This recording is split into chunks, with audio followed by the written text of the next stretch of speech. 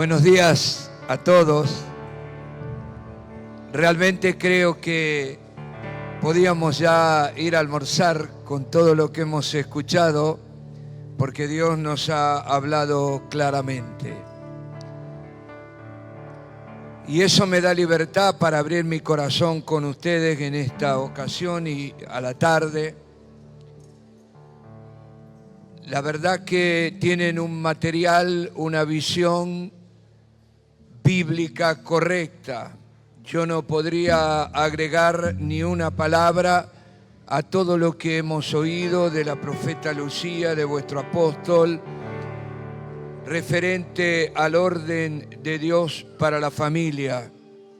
Y orando, pensando en esta responsabilidad que me han pedido, voy a compartir con ustedes una palabra a la que yo le doy un sentido profético. Porque estamos viviendo en un tiempo apocalíptico, un tiempo difícil que podríamos definir como los últimos días. Yo no estoy diciendo que Jesús viene mañana, está prohibido por él mismo poner una fecha, pero creo que todos sabemos que este es un tiempo final de la historia humana.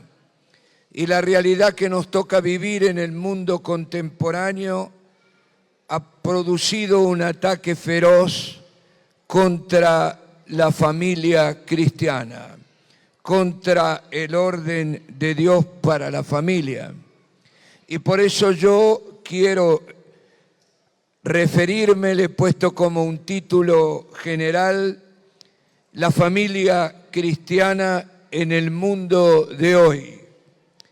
Y por la tarde haremos referencia, por eso también sugerí a vuestro apóstol que mi hija compartiera ayer con los jóvenes y hoy con toda la congregación cuáles son los ataques que la familia cristiana está recibiendo en esta hora particular de la historia. Y saben, la decadencia moral de Occidente, nuestras naciones le han dado la espalda a Dios y han abandonado la ética, la moral cristiana, los principios de Dios para la vida,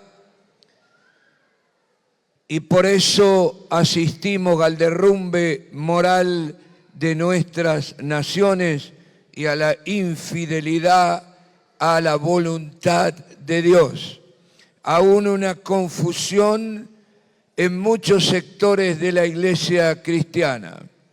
Hay algunas denominaciones que han aceptado, por eso digo que estoy hablando proféticamente, han aceptado el aborto, las uniones entre personas del mismo sexo y en algunos casos han reconocido mujeres que están juntas en lesbianismo con un puesto, entre comillas digo, dentro de la iglesia.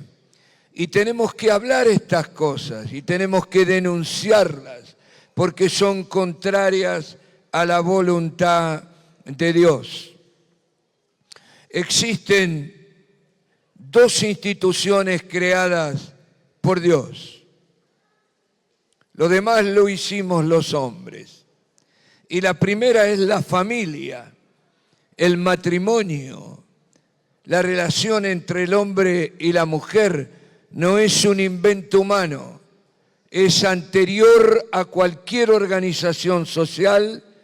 Dios es el que estableció la familia y por lo tanto es el único que puede legislarla. No hay opinión humana que tenga valor, no hay psicólogo, sociólogo, político, abogado, cualquier disciplina que ustedes imaginan que tiene derecho a opinar sobre la familia. La única verdad sobre la familia está en este libro, la palabra de Dios, que es, amén, que es la palabra que nuestras naciones han abandonado. porque no solo Dios ha desaparecido de nuestras naciones, sino también los valores que Él estableció han caído. Y saben, el diablo siempre intenta destruir lo que Dios ha creado. Lo intentó ya en el paraíso y logró mucho, con Adán y con Eva. Ha atacado siempre la iglesia, las divisiones, los escándalos, no surgen de casualidad, surgen por los ataques del enemigo contra la iglesia. Pero en estos días el diablo ha concentrado su ataque contra la familia cristiana. ¿Por qué lo hace? Primero porque odia a Dios y sabe cuánto ama a Dios, al hombre, al ser humano y al marco de la familia que Dios estableció. Por eso intentan destruirla. Y saben, la iglesia y la familia están interrelacionadas y dependen una de otra. El nivel espiritual de una congregación nunca será superior al nivel espiritual de las familias que la componen. Yo sé que necesitamos pastores de jóvenes, sé que hay que atender cada realidad, cada edad en la evolución humana, pero no hay una iglesia de jóvenes, no hay una iglesia de ancianos, no hay una iglesia, no sé, de mediana edad. La iglesia está compuesta por familias. Por eso es importante darnos cuenta del ataque del diablo contra la familia cristiana, y esta tarde hablaremos de cómo restaurar la familia de acuerdo al orden de Dios. Amén. Bueno, la restauración de la familia es un elemento fundamental para la extensión del reino de Dios.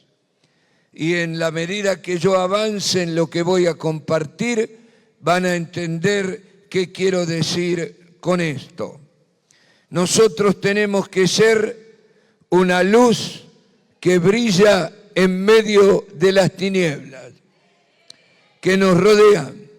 Y la quiebra de la familia ha producido la orfandad de miles de adolescentes, de jóvenes en el mundo contemporáneo. ¿Y dónde aquellos que no tienen padre ni madre encontrarán el padre y la madre que necesitan para equilibrar su psiquis, para madurar y crecer? ¿Saben dónde la van a encontrar?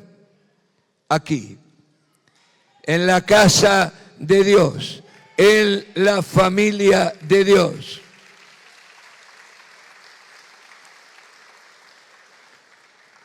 Después voy a explicarlo mejor.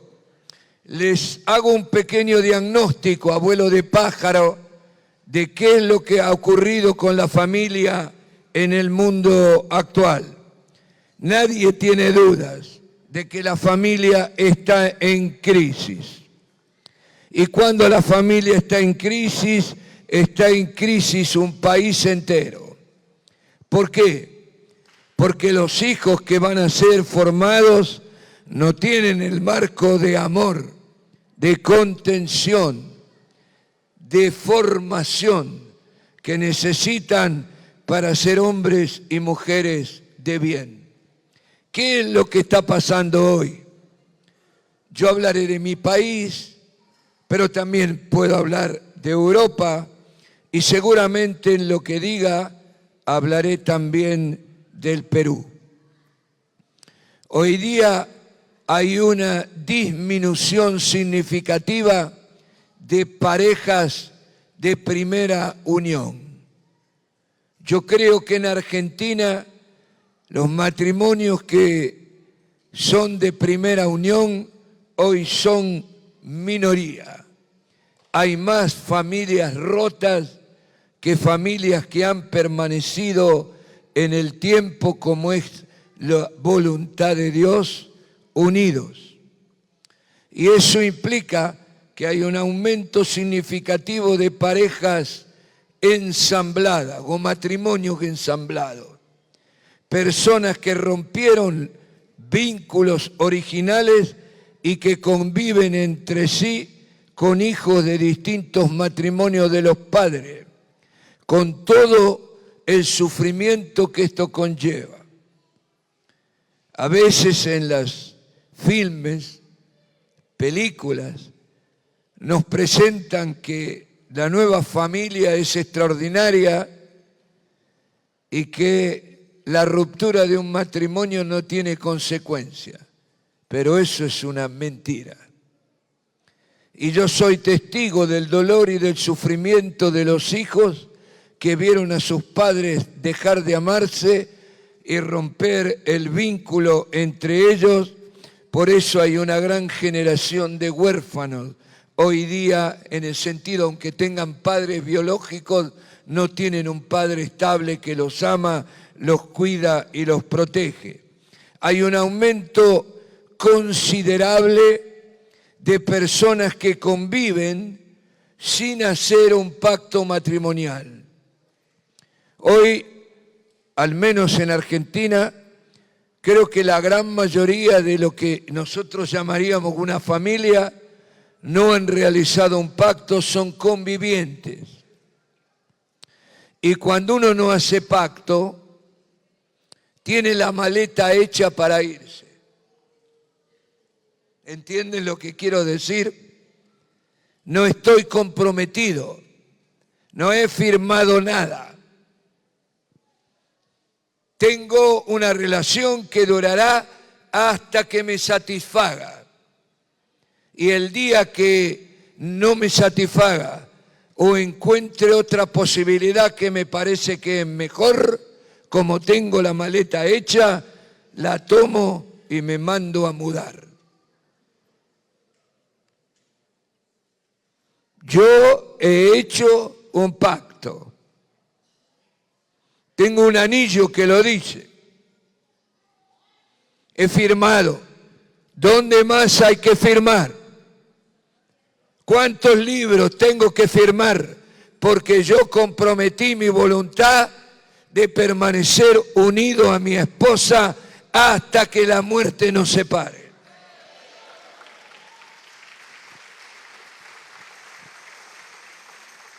Y la verdad que si dijeran que tengo que llevar un aro en la oreja para demostrar que he firmado ese pacto y que lo respetaré hasta la muerte, me pondría muchos aros en la oreja.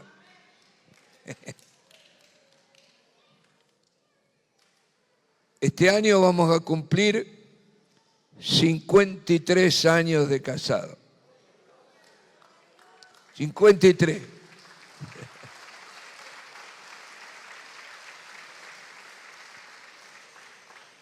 Y si me preguntan, ¿estás arrepentido? No, no estoy arrepentido. No solo no estoy arrepentido, sino que agradezco a Dios la gracia que Él me ha dado de poder conocer, algún día conocí a mi esposa, también un flechazo, como dice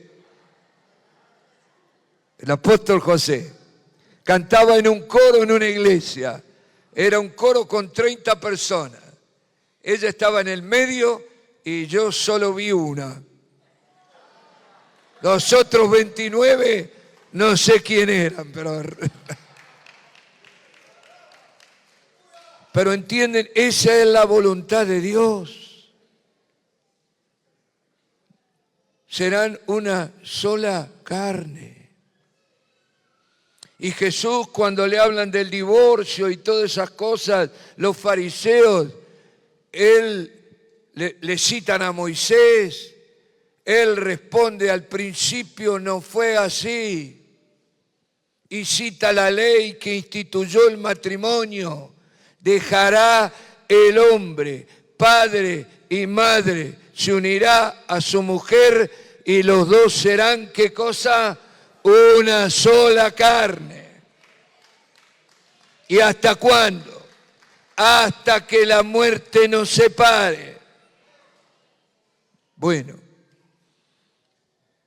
pero hoy se convive y no se ha hecho pacto.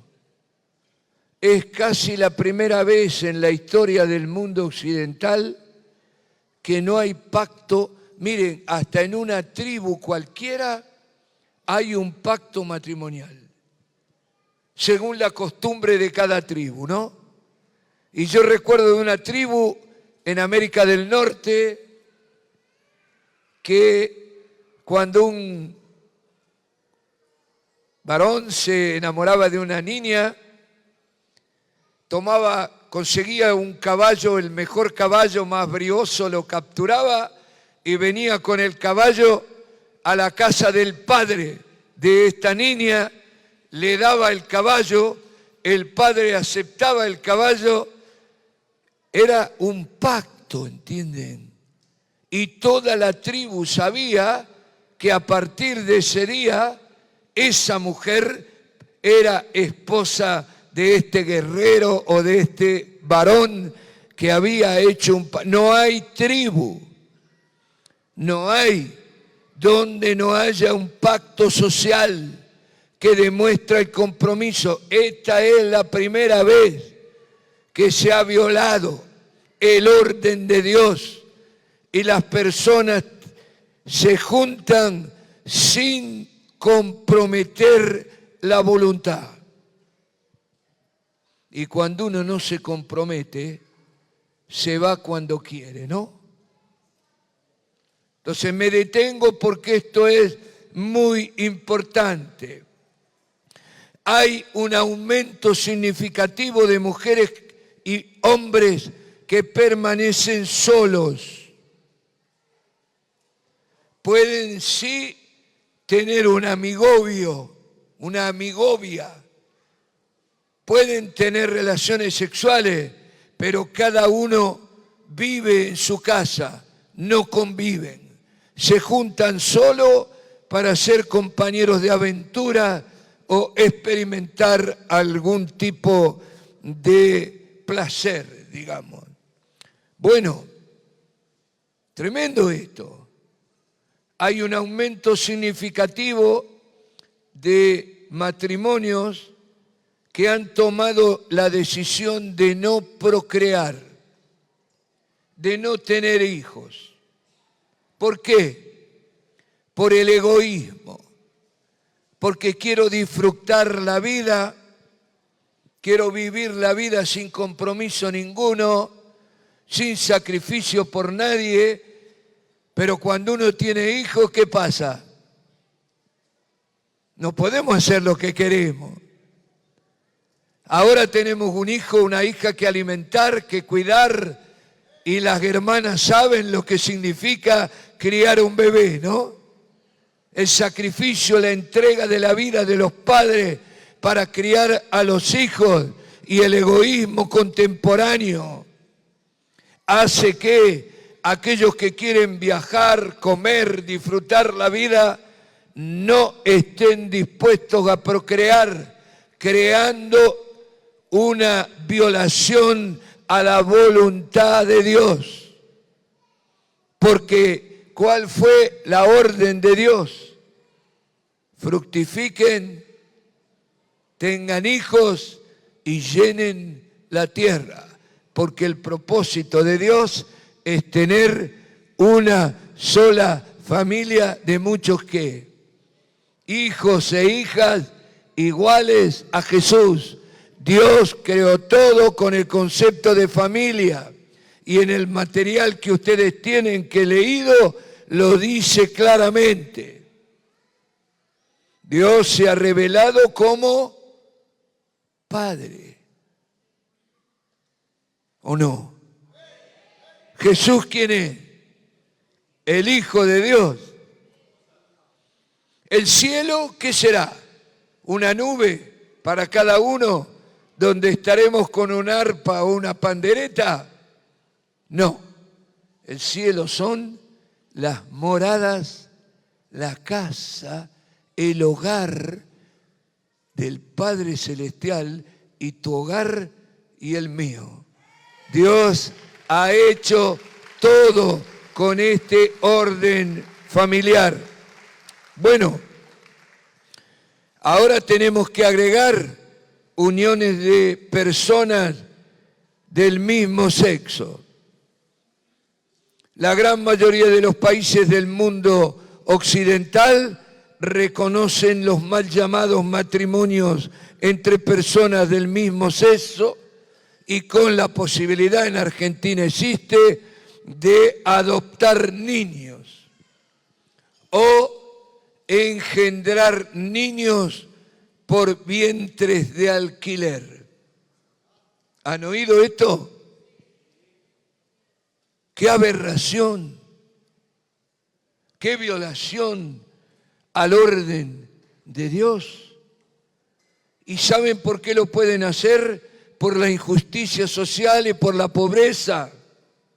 Porque qué mujer, hermanas que están aquí, con todos los riesgos que un embarazo significa. ¿Quién de ustedes aceptaría recibir un óvulo fecundado de otra mujer para que tu cuerpo sea una especie de probeta donde este niño o niña nacerá? ¿Saben por qué hay mujeres que aceptan esto? Porque son mujeres con necesidades económicas, con pobreza, que sufren injusticia social y algún rico con plata alquila ese vientre arriesgando la vida de esa mujer, porque un parto siempre es un riesgo. Aunque es una cosa natural, Dios lo estableció. Hay muchas mujeres que han muerto por dar la vida a un hijo, ¿o no es así? ¿Y quién lo haría si no fuera porque parte de una necesidad económica en un mundo injusto? Son todas violaciones del orden de Dios. En mi país hay un incremento del número de madres adolescentes que son incapaces de cumplir la función maternal por la difusión de la pornografía, de la impureza sexual, la influencia de la ideología de género, que esta tarde mi hija lo explicará mejor. Hay un incremento del embarazo adolescente. Tengo una nieta de 13 años que una compañerita está en el primer año de la escuela superior o escuela media, no sé cómo se llama aquí en el Perú, una compañerita de 13 años que está embarazada. Y en la escuela le dan clases de educación sexual, que son verdadera difusión de la pornografía. Y muchas de estas clases que están dadas por travestis o transexuales u homosexuales. Y no se respeta la fe de la familia, los valores de la familia. Y yo no traje hijos al mundo para que me los críe el Estado. Yo traje hijos al mundo para criarlos y formarlos para el reino de Dios. Y no se los voy a entregar. Y tú y yo, por eso estoy hablando proféticamente, tenemos que enfrentar con coraje esta realidad. Y no podemos desatendernos. Y tendrás que ir a la escuela. Y tendrás que averiguar qué le están enseñando a tus hijos. Y tendrás que decir, momento. Yo soy la madre, yo soy el padre, yo he traído este hijo al mundo, usted no lo ama, yo sí lo amo, y usted no le va a enseñar a mi hijo los valores de la vida, yo soy el único que tiene derecho a enseñarle como padre o madre los valores de la vida. ¿O no es así? Bueno, y hoy día tenemos una realidad. La mayoría de nuestras congregaciones donde yo participo están en barrios periféricos de la ciudad de Buenos Aires, en barrios de pobreza, de delincuencia, de tráfico de droga y de la violencia asociada al consumo y al tráfico de droga. Y tenemos muchas mujeres que han recibido a Cristo, que han venido del mundo con 4, 5 hijos concebidos de distintos hombres, donde nunca ha habido un padre presente. Miren, a mí se me quemaron todos los libros, aún hasta este. Qué difícil. Imagínense aquí si estuviéramos hablando de el enamoramiento, el noviazgo, la familia de Dios, y en lugar de estar todos ustedes, hubiera esta cantidad de mujeres con 4 o 5 hijos y yo teniendo que hablar del padre. ¿Dónde está el padre? ¿Qué función cumple el padre? Mujeres encima de extrema pobreza, que tienen que criar a sus hijos solas como pueden, mientras tienen que ganarse un mendrugo de pan para alimentar a estos 5 hijos que han tenido. Los hombres en ese ambiente se relacionan, se enamoran y ni siquiera se enamoran, es solo atracción física, comienzan a tener relaciones sexuales y cuando esta mujer que ya tiene 4 hijos de otro hombre le dice que está embarazada, tiene la maleta hecha y adiós. ¿Quién los va a recoger a estos huérfanos? ¿Quién los va a amar? ¿Quién los va a recibir en la vida para darles el permiso de vivir? Bueno, Cristo se los va a dar. ¿Y a través de quién? De ustedes, de mí, de la familia de Dios, porque en la casa de Dios, en el pueblo de Dios, no hay huérfanos, no hay nadie abandonado. Todos somos hijos de Dios. Bueno, también las familias que están organizadas son disfuncionales. Yo no me voy a detener en esto. No se sabe quién es la autoridad, no hay ley. Es un caos. Y en este contexto de enfermedad, los hijos se crían en un marco que los enferma en lugar de darles la oportunidad de madurar y formarse en la vida. Y aquí tengo que agregar algo, yo tengo que ir rápido, no me queda más remedio. En cada uno de estos puntos uno podría detenerse, porque es una situación caótica la que vivimos. Y un hecho comprobado en el mundo de hoy es la desaparición del padre y lo que se llama la crisis de la masculinidad. Hay sociólogos, psicólogos que han estudiado este tema y yo he indagado, hago trabajo carcelario y he comprobado lo que la ciencia me decía, las estadísticas sociales me decían, yo lo he comprobado en la cárcel. En las cárceles donde predicamos el Evangelio en Argentina, el 70% de los jóvenes detenidos, la mayoría son jóvenes, entre 18 y 24 años, el 70% no ha tenido padre. Fueron criados por una madre, a veces por un hombre extraño que estaba en la casa teniendo relaciones con la madre, y no han tenido ninguna formación ni conocen límites de autoridad. Nadie los amó. Así que esto es muy importante que ustedes lo entiendan. La verdad que la mayor tragedia del mundo de hoy es la desaparición del padre de la familia. Y el padre, por la función que Dios le encomendó, es el principal creador de los límites para los hijos y las hijas.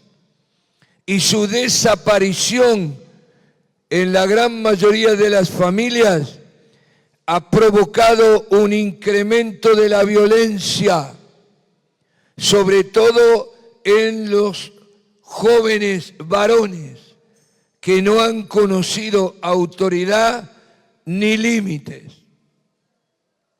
Porque la autoridad y los límites la tiene y la establece el padre, nos guste o no. Y protesten las feministas radicales, eso lo estableció Dios. Sí.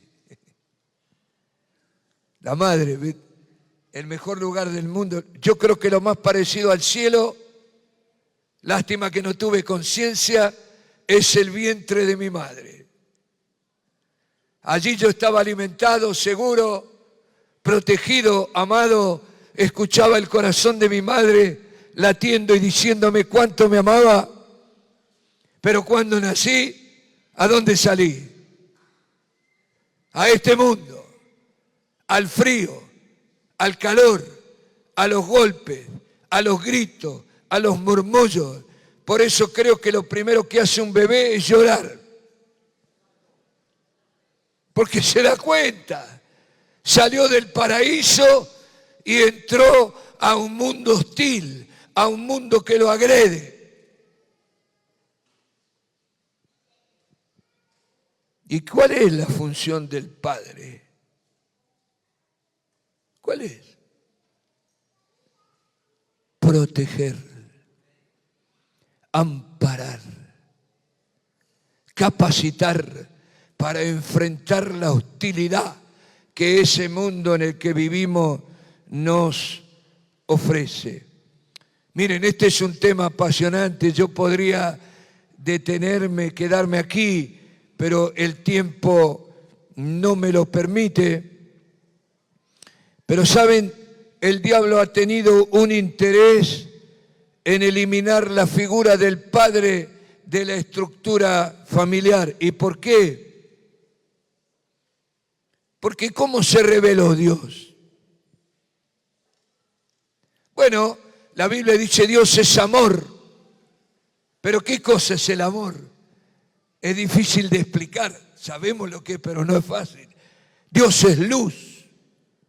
Pero ¿cómo explico qué cosa es luz?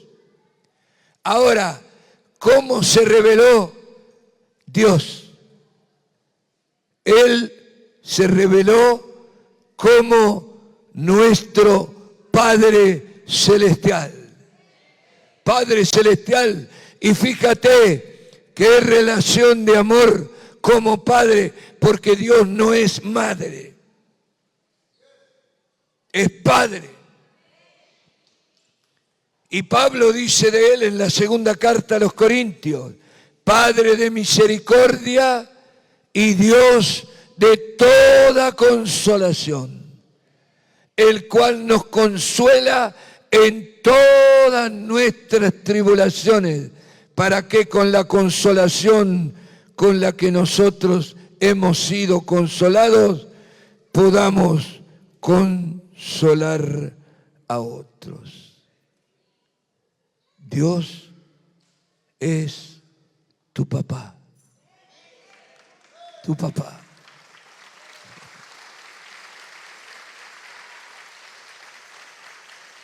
Y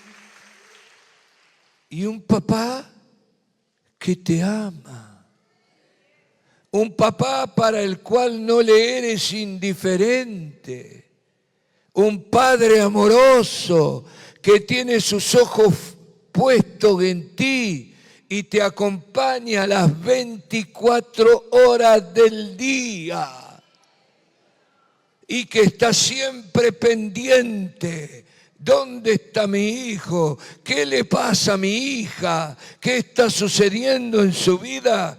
Y este Padre que te ama interviene las 24 horas mientras que estés en esta vida para amarte, para consolarte y para defenderte.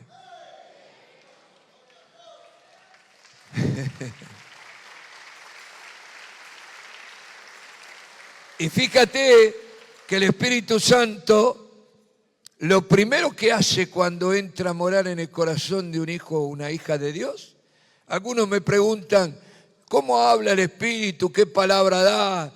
Las lenguas. Bueno, todas preguntas válidas. Pero lo que yo creo, que lo primero que hace el Espíritu Santo cuando viene a morar al corazón de un hijo o de una hija de Dios, es darte testimonio de que eres un hijo, una hija de Dios. Romanos 8, ¿no?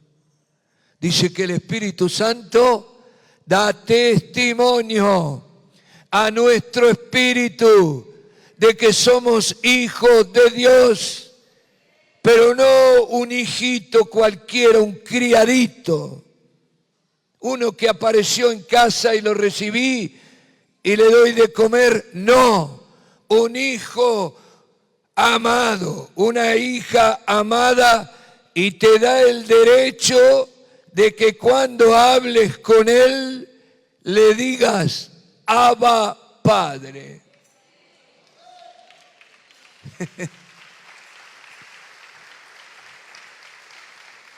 Nadie tradujo Abba, nadie. No se puede traducir. Es una palabra aramea que usaban los niños para su relación de amor con sus padres. Jesús, en uno de los momentos de mayor sufrimiento, durante su agonía en el huerto de Getsemaní, donde él acepta la cruz, ¿recuerdan? Cuando él dice, como hombre, le dice al Padre, si esta copa puede pasar de mí sin que yo la beba, mas no sea hecha mi voluntad, sino la tuya. Y ahí, cuando Jesús hace esta oración, no lo llama Padre, le dice Abba, Abba, que si lo traducimos al español sería papito, querido papá, papá amoroso, papito mío.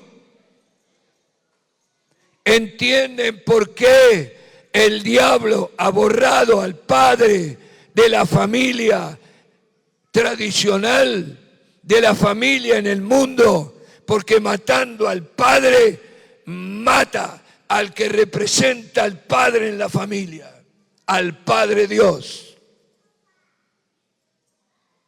No es un tema menor. Y estoy denunciando al diablo inmundo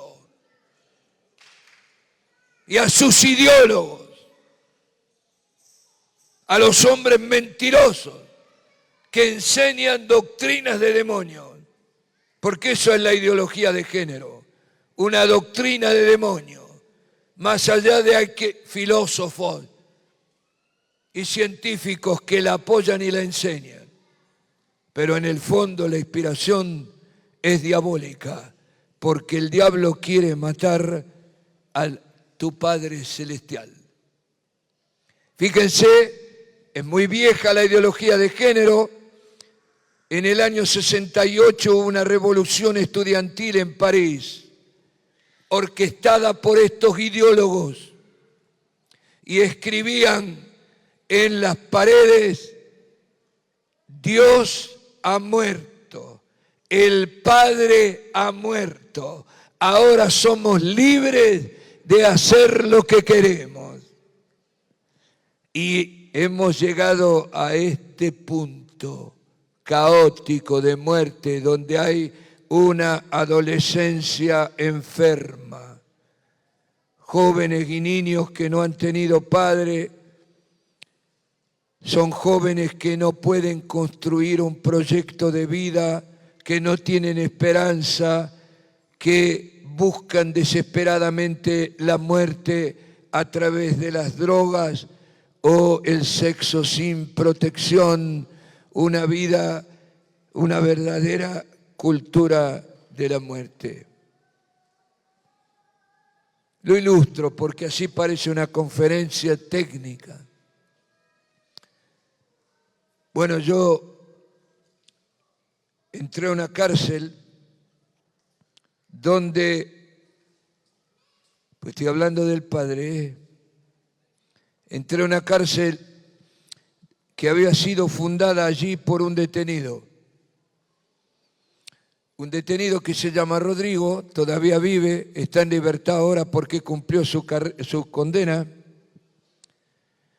Bueno, cuando su padre estaba preso, cuando él todavía estaba en el vientre de la madre, y como el padre tenía condena perpetua, creo que murió en la cárcel, su padre biológico, la madre, estando embarazada de él, ya tenía una relación con otro hombre. Cuando él tiene 3 años, la madre, este hombre con el que convivía, le dice: yo no quiero criar al hijo de otro. Y la madre lo deja en la calle a este niño de 3 años. A él le quedó grabado la mano de la madre despidiéndose del auto y él quedó en la calle. Porque esto es lo que viene a la iglesia ahora. Estoy contando un caso extremo, pero hay muchos casos parecidos de sufrimiento, de orfandad, de abandono.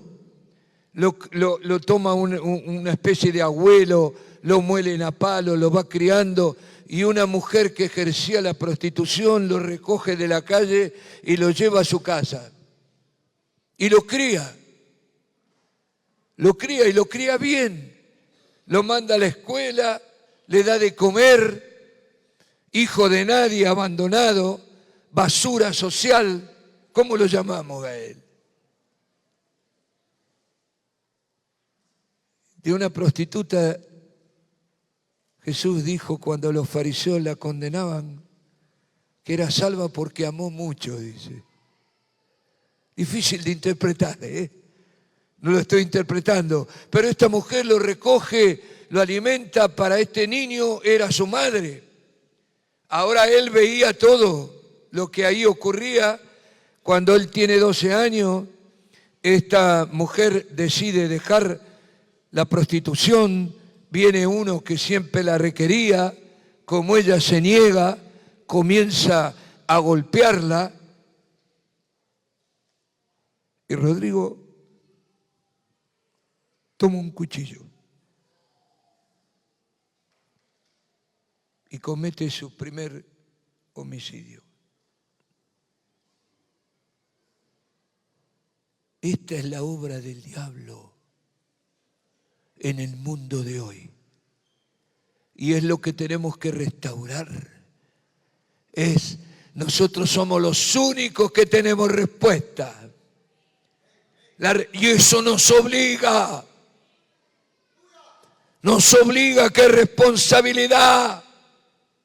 Madres que están aquí, ensanchen el corazón, porque es posible que Dios te envíe un niño, una niña abandonada, sin padre ni madre, que buscará en tu pecho el consuelo que no recibió en la vida.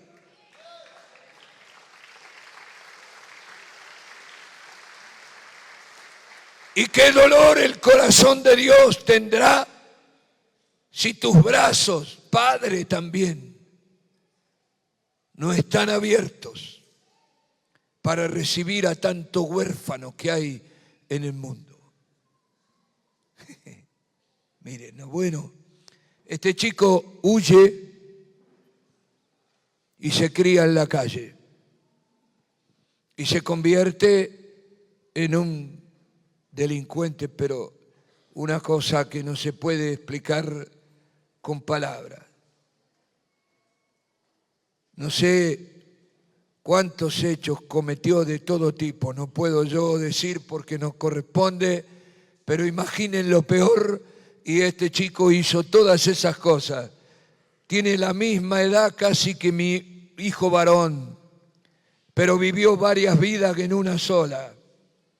17 años preso en distintas cárceles, salía, volvía a delinquir. En el 2006 comete un robo de un banco porque a lo último en banda asaltaban bancos con armas largas, con artes marciales. Muere un policía en ese ataque, él no fue el que lo mató, pero estaba entre los que hicieron el robo. Lo llevan a la cárcel donde yo lo conocí. Y estando en esa cárcel, él, sabiendo la condena porque era reincidente, a las 12 de la noche, cuando todos que estaban mirando pornografía, aún los policías, porque así los tenían quietos, él toma la sábana, se va a la letrina, al baño, y se ahorca. Él me dice, yo quería ir al infierno a pelear con el diablo. Fíjense el estado espiritual de confusión, los demonios que habitaban en él. Bueno, está 3 horas colgado. No sabemos si murió o hizo mal el nudo, eso lo sabremos cuando lleguemos a la presencia del Señor, pero él estaba muerto, colgado 3 horas.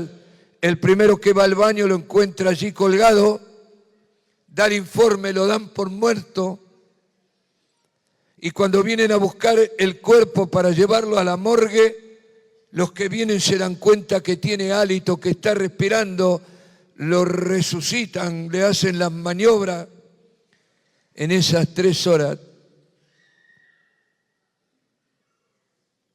Jesús se aparece a él.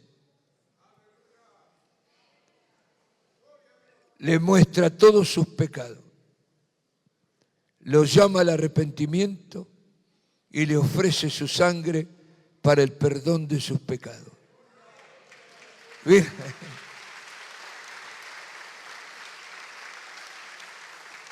¿Y por qué lo cuento? Porque hay esperanza, porque yo estoy describiendo un panorama de terror, pero no quiero que ustedes piensen que no hay esperanza. Cristo es la esperanza y la iglesia es la esperanza. Y aquí está la respuesta. En Mavechi, en Chiclayo, bueno, los nombres no me los recuerdo, de todos los lugares donde ustedes están, pero ustedes son luz. Es una casa abierta que está llamando a los huérfanos, vengan, aquí hay amparo, aquí hay alimento, aquí hay amor, aquí hay consuelo. Tu casa, la iglesia ya no será solo un lugar donde alabemos a Dios. Seguirás todo igual, pero será una ciudad de refugio, donde los que no han sido amados encontrarán el padre y la madre que no tuvieron. Bueno, él acepta, pero claro, no sabía nada. Lo meten en una celda especial para los que han intentado suicidarse, porque las autoridades tenían miedo que volviera a intentarlo. Durante 7 días el Señor lo liberó sin que nadie orara por él de todos los demonios que tenía. Estuvo una semana vomitando demonios. Cuando él ya le dan la libertad, un pastor que entraba ahí se dio cuenta que algo espiritual había pasado y le da una Biblia. Le da una Biblia. No le predica nada, le da una Biblia y Rodrigo se come la Biblia. Y Dios le revela todo lo que tú has conocido por la enseñanza de puerta, camino, meta, la formación de carácter. El Espíritu Santo se lo revela en forma directa. Y él empieza a predicar el Evangelio sin que nadie se lo diga, porque se lo dijo el Espíritu. No nadie. Mira quién se lo dijo, ¿no? El Espíritu Santo. Y se convierten, la mitad del penal se convierte al Señor con una unción, derramamiento del Espíritu Santo, liberación de demonios. Bueno, ¿por qué les cuento esto? Porque la iglesia es la única esperanza de esta generación. Y saben, bueno, yo no había tenido interés en la cárcel, siempre he tenido pasión por los que sufren, por los pobres, por la injusticia social, así que nuestras congregaciones realizaron todas las acciones y obras de misericordia que ustedes se puedan imaginar. En hospitales, comedores, dar de comer, bueno, contención de portadores del virus del HIV, rehabilitación de drogadependientes, que hemos hecho de todo, pero a mí la cárcel no me interesaba. Creo que en el fondo no tenía amor en mi corazón. No lo pensé así, pero creo que en mi espíritu estaba la idea, bueno, se merecen estar allí. ¿Qué voy a perder el tiempo ir a predicarle a estos que tienen que sufrir el castigo de sus hechos? Algo así. Bueno, un pastor que entraba a esta unidad donde estaba Rodrigo ve un video de nuestras comunidades, lo ve por televisión y le dice a este pastor si me conocía. Este pastor le dice que sí, que me conocía y le dio mi número de teléfono. Pero no me dijo mucho a mí, este pastor. Y un día me llaman por teléfono. Y en Argentina, cuando te llaman por teléfono de una unidad penitenciaria, te lo dice una voz femenina. Esta llamada proviene de una institución carcelaria. ¿Y qué hacemos todos los que escuchamos una cosa? O el celular. Y yo estaba por colgarla o cancelar la llamada y Dios me habla y me dice, no bloquees la llamada porque soy yo el que te estoy llamando.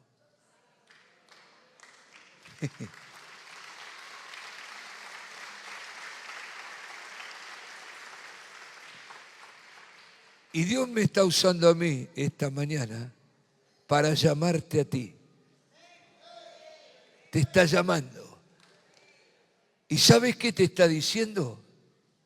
Afuera hay una niña sin padre ni madre, que si tú no la recoges terminará en la prostitución o en el abuso de droga. Ahí afuera hay un niño de la edad de tu hijo que si tú no lo recoges, papá, lo hará el diablo y no llegará a la vejez. Bueno, así yo voy a la cárcel por primera vez, obedezco, él me invita, bueno, una historia larga, Quizá en algún momento pueda mostrarles yo videos de lo que ocurre dentro, pero él me propone hacer una campaña de evangelización. Mira, creo que nunca, no conozco una cárcel que se haya hecho lo mismo, al menos no tengo noticia, donde los que predicábamos el evangelio estábamos adentro de la cárcel. Y el pueblo que fue invitado, había 700 personas afuera, escuchaban el evangelio predicado por presos que estaban adentro de una unidad carcelaria. Bueno, fue un éxito. Fue uno de los momentos más sublimes de mi vida. Vino la televisión, nadie podía creer. Las autoridades nos dieron el permiso. Había 400 presos de este lado del alambrado, que podría haber habido un motín. Fue un milagro que nos dieran el permiso, y afuera 700 personas que escuchando, y tengo una foto donde estamos alabando y está el pueblo libre afuera, las personas con las manos levantadas, alabando al que vive y reina, y en la misma foto adentro 400 detenidos, prisioneros pero libres en Cristo, elevando las manos al mismo tiempo para alabar al que vive y reina. Bueno, cuento esto. Bueno, terminamos, fue un día inolvidable para mí, y cuando nos estamos yendo, Rodrigo llorando, un muchacho que mató personas,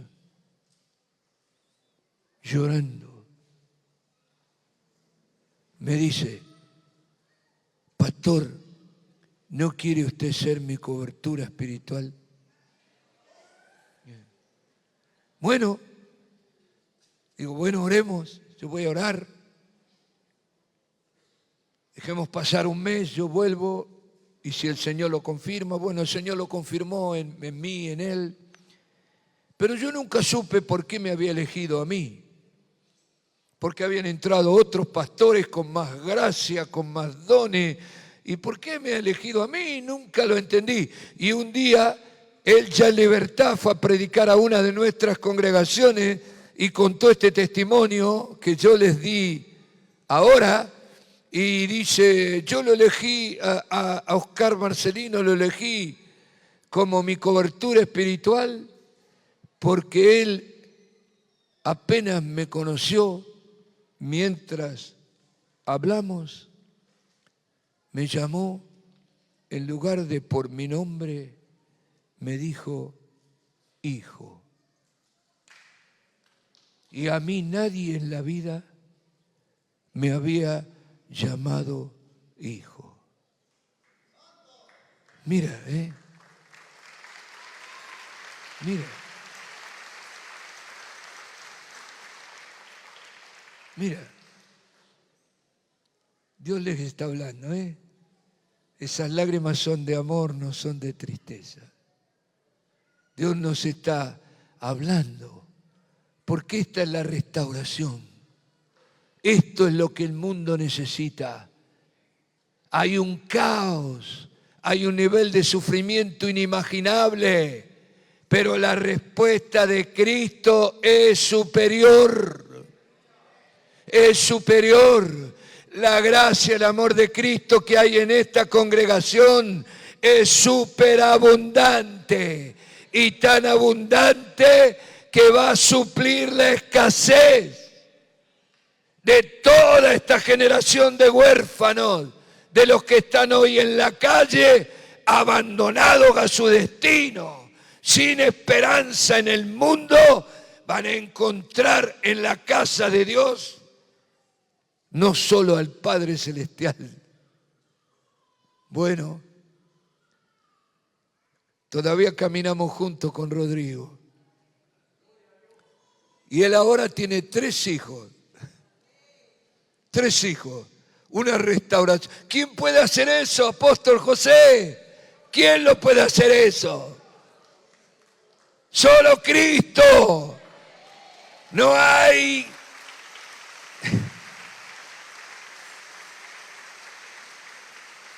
Por eso Dios puso en el corazón de vuestro apóstol y los pastores, no sé quién tomó la decisión del tema, este tema, porque este tema es urgente. Hay un mundo en agonía, un mundo en crisis, un mundo que se muere. ¿Cómo vamos a hablarle de un Padre amoroso que es Dios a un joven, una joven que no tuvo papá ni mamá? ¿Qué va a entender? ¿Qué va a entender? Y saben lo que yo digo siempre, que en la casa de Dios no hay huérfano. Tu historia pasada ya no interesa. Pudiste haber nacido de un huevo, no sé. Pudo tu madre, como sucede en mi país, después de haberte parido, colocarte en una bolsa de basura y tirarte en un contenedor. Que si de allí te tomó el Señor, tú eres de linaje escogido. Tienes abolengo, tienes abolengo. Vas con la... Yo tengo orgullo. No porque soy argentino, nieto de italiano, no. Tengo sangre de Cristo dando vuelta en mis venas. ¡Qué abolengo! Por eso no hay razón para seguir sufriendo. Hay que abrir la puerta para recoger en nuestros grupos familiares a tanto huérfano que hay en el mundo y construir juntos la familia de Dios. La familia. Miren, a mi madre la abandonaron y la dejaron de bebé en un orfanatorio. Nunca conocí, ni mi madre conoció a sus padres. En su acta de nacimiento parecía decir que era una hija extramatrimonial. Yo no conocí a mis abuelos maternos, pero si ellos se convirtieron, cuando yo llegue al cielo, le voy a agradecer que pudiendo haber arrojado a mi madre a un tacho de basura, la dejaron en un orfanatorio de la iglesia evangélica. De la iglesia evangélica.